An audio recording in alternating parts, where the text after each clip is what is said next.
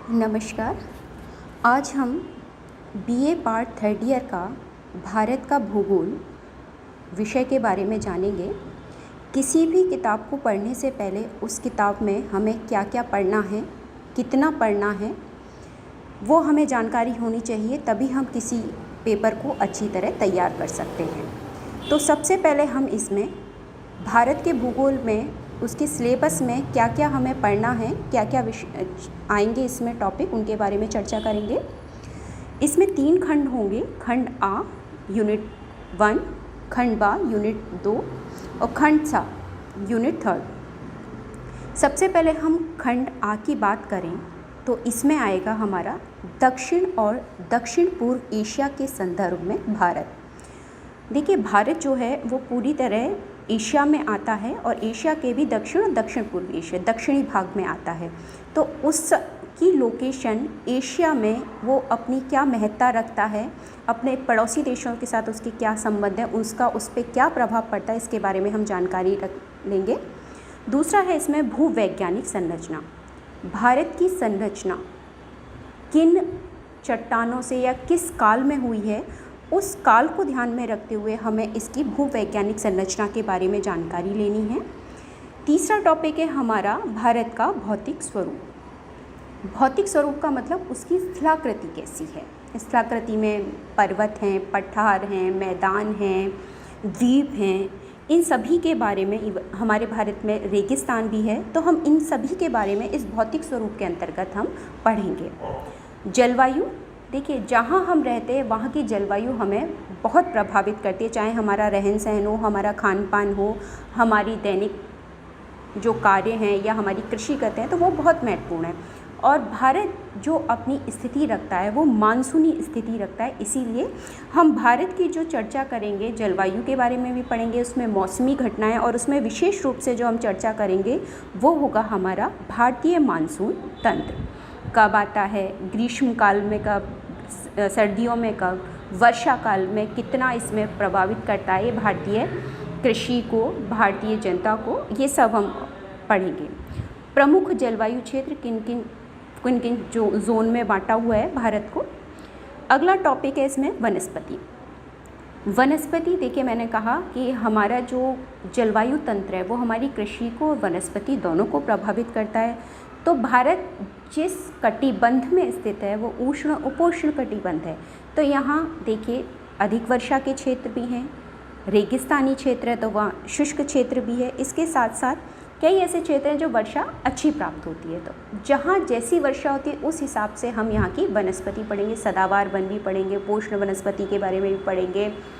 तो इन वनस्पतियों के बारे में हमारे यहाँ हिमालय क्षेत्र भी है, तो शीत जलवायु का प्रभाव है, तो वहाँ कैसे टैगा टुड्रा वनों के, अल्पाइन वनों के बारे में जानकारी लेंगे, तो वनस्पति की जानकारी हो जाएगी। अब वनस्पति लगती किसमें, अगला टॉपिक हो जाएगा मृदा क्षेत्र। मिट्टी किसे कहते हैं, मिट्टी का निर्माण कैसा होता है, किन किन भारत के संपूर्ण भारत में कितने प्रकार की मिट्टियाँ पाई जाती हैं, किस क्षेत्र में मिट्टी की कौन सी मिट्टी की प्रधानता है, वहाँ कौन सी फसल मुख्य हो सकती है, तो इसके बारे में पढ़ेंगे। अगला है अपवाह तंत्र। अपवाह का मतलब होता है बहाव।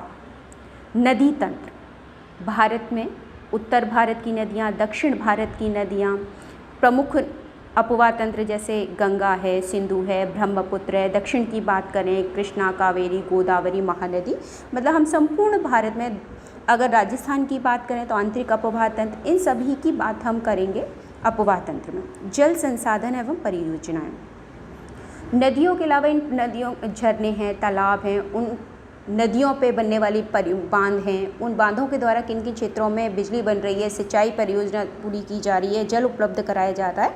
जल संसाधन एवं सिंचाई परियोजना के अंतर्गत हम पढ़ेंगे। अब इन सिंचाई परियोजना में विशेष रूप से हम ध्यान देंगे जो वो है इंदिरा गांधी नहर परियोजना, भाखड़ा नागर जल परियोजना, सतलज व्यास जल परियोजना, ऐसी आदि परियोजनाओं के बारे में हम विशेष पढ़ेंगे। वन संसाधन, जल है, मिट्टी है, तो वन तो लगेंगे, तो यहाँ किस प्रकार के वन पाए जाते हैं उन वनों की चर्चा करेंगे। खनिज एवं ऊर्जा संसाधन, देखिए किसी भी राष्ट्र के विकास में खनिज संसाधन का एक महत्वपूर्ण योगदान होता है और वो हमारे देश की राष्ट्रीय आय में बहुत बड़ा योगदान देती है। भारत विविधता लिए हुए क्षेत्र है, यहाँ पे खनिज संसाधन बहुत सारे पाए जाते हैं। तो खनिज और खनिजों के साथ ऊर्जा संसाधन में कोयला है, पेट्रोल है, प्राकृतिक गैस है। इनका कहाँ कहाँ मिलते हैं, कहाँ वितरण है, कितना इनका भंडारण है, इनके बारे में, उसके उपयोग की नीतियाँ सरकार द्वारा जो बनाई गई हैं और उसको संरक्षण की नीति। देखिए किसी भी संसाधन हमको जो प्रकृति ने संसाधन दिए हैं बहुत ही सीमित मात्रा में दिए हैं, और कुछ संसाधन जो हैं जो आज हैं कल भी रहेंगे, शाश्वत हैं, जैसे सूर्य का प्रकाश है, पानी है, ये शाश्वत रहेंगे। तो इनके खर्च होने पे हमें, अब मीठे पानी की तो समस्या है, हमें उसको संभाल के खर्च करना है।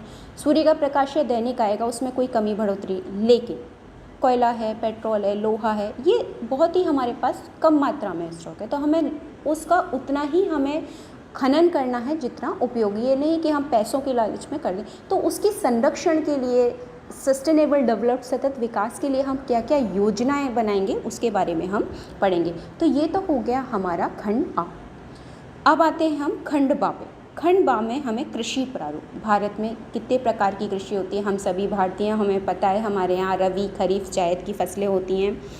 उन फसलों में समय के साथ टेक्नोलॉजी आई है, टेक्नोलॉजी, उन्नत बीज आए हैं, संकर बीज आए हैं, तो उनके द्वारा कृषि में क्या परिवर्तन हुए हैं उनके बारे में पढ़ेंगे। योजना काल के दौरान हरित क्रांति, देखिए हरित क्रांति है, उसके बाद हमारे गेहूं का उत्पादन बढ़ा, अन्य खेतियों के में भी विकास हुआ। तो हरित क्रांति के दौरान होने वाले विकास के बारे में हम पढ़ेंगे। अगला टॉपिक है हमारा पशुधन संसाधन। भारत में कौन कौन से पशु पाए जाते हैं, किन क्षेत्रों में, जैसे गाय है, भैंस है, भेड़ है, बकरी है, घोड़ा है, ऊँट है, किन क्षेत्रों में किसकी प्रधानता है, उनसे क्या क्या हमें चीज़ें प्राप्त होती हैं, जैसे दूध है, दही है, हड्डी है, खाल है, मांस है, इन सब के बारे में हम अध्ययन करेंगे। उनका विकास, भाई संकर, उनमें भी हम प्रजनन कराते हैं जिससे हमें बेहतर किस्म की नस्ल मिले और हमें ज़्यादा उसकी उपयोगिता मिल सके। अगला टॉपिक इसमें है औद्योगिक विकास। औद्योगिक विकास, देखिए उद्योग जो हैं वो किसी भी देश की रीढ़ होती है, क्योंकि वो रोज़गार देती है, रोज़गार देगी तो पैसा होगा, प्रति व्यक्ति आय बढ़ेगी तो राष्ट्रीय आय बढ़ेगी।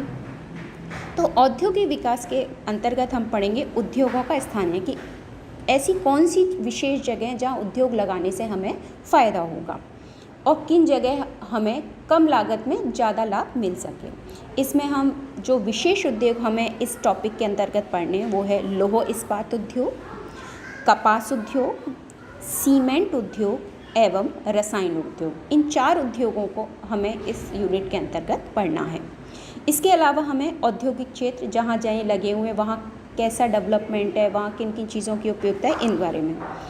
अगला टॉपिक जो हमारा हम शुरू से ही पढ़ते आ रहे हैं वो है जनसंख्या वृद्धि एवं वितरण। ये बीए पार्ट फर्स्ट में भी हमने पढ़ा है, सेकंड में भी पढ़ा है और थर्ड ईयर में भी हम पढ़ेंगे।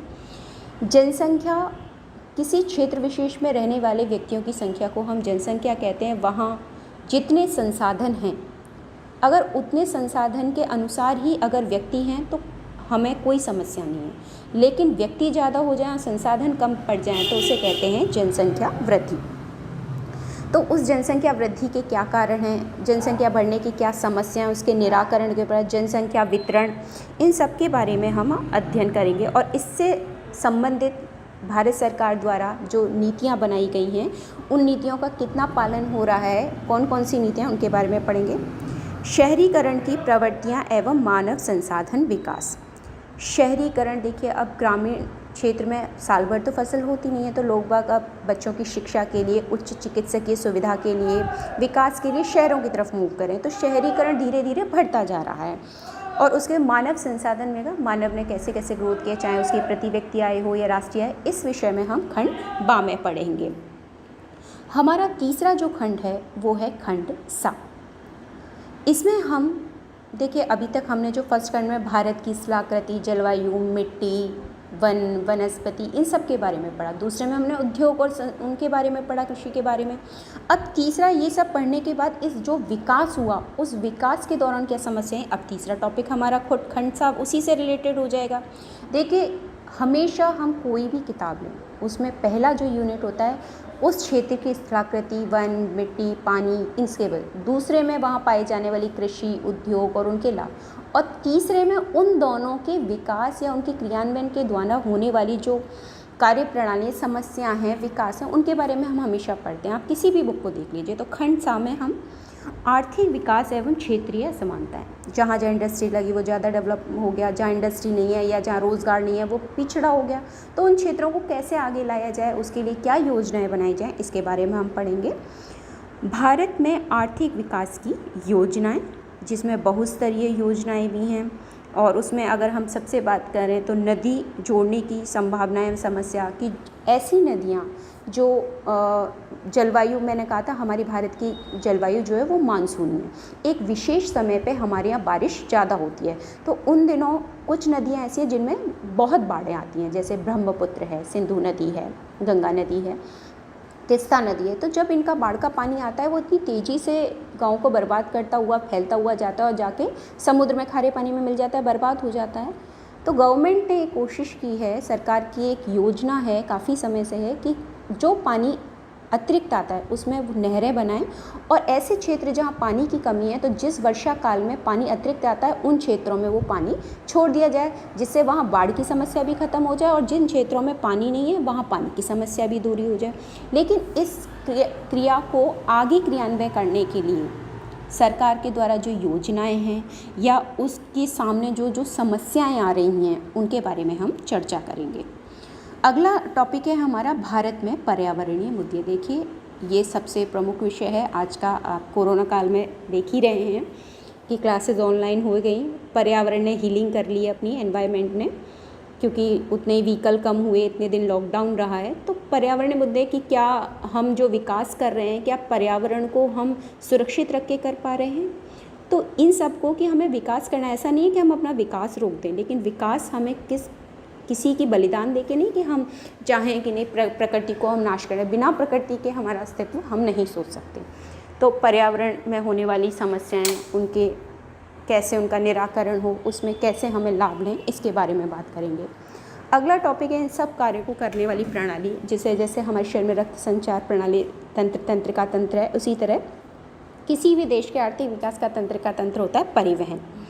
परिवहन विकास बहुत इम्पॉर्टेंट है, क्योंकि इसी के द्वारा माल है लाना है, ले जाना है, व्यक्तियों का आना जाना है, भार वहन है, सब हम पढ़ेंगे। इसमें हमें रेल परिवहन, सड़क परिवहन, वायु और जल परिवहन, इन सब के विकास कितना विकसित हुआ है, कहाँ कहाँ से जोड़ा गया है, कौन सी नई योजना इसमें लागू की गई, वो सभी हम बात करेंगे।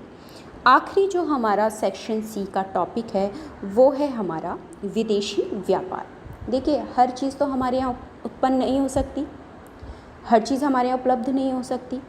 कुछ चीज़ें ऐसी हैं जो हमारे यहाँ अतिरिक्त होती हैं, ज़्यादा मात्रा में होती हैं, तो हम विदेशों को बेचते हैं, और जितना हम बेचेंगे उससे हमें ज़्यादा से ज़्यादा क्या होगा, विदेशी मुद्रा मिलेगी और हमारी आय बढ़ेगी।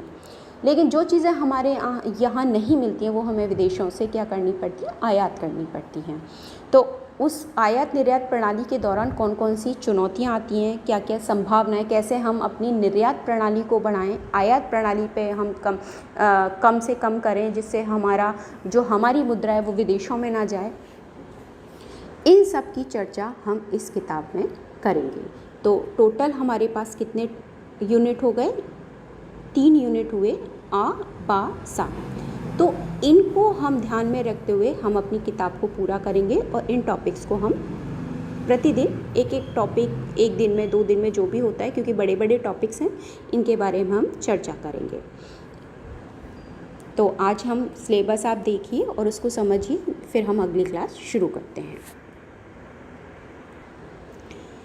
जो बच्चे किताब के बारे में जानना चाह रहे हैं कि हम कौन सी किताब पढ़ें या हमें कौन सी बुक अच्छी है पढ़ने के लिए, क्योंकि देखिए ऑनलाइन क्लासेस होती है ठीक है, लेकिन आपकी खुद की स्टडी भी इम्पॉर्टेंट है।